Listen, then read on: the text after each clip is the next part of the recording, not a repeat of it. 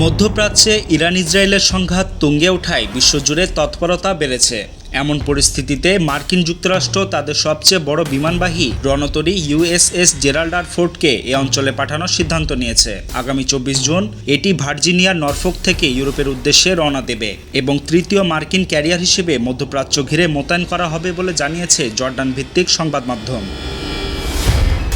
মার্কিন নৌবাহিনীর এই পরমাণুচালিত বিশাল রণতরীটি 2007 সালে কমিশন করা হয়েছিল এবং এটি বিশ্বে সবচেয়ে শক্তিশালী বিমানবাহী ক্যারিয়ার হিসেবে পরিচিত।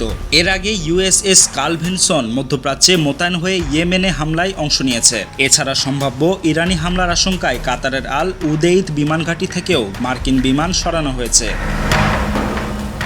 এদিকে প্রেসিডেন্ট ট্রাম্প জানিয়েছেন, ইরান ইসরায়েল সংঘাতে তেল আবিব জয়ী হলে তাদের হামলা বন্ধ করা সহজ নয়।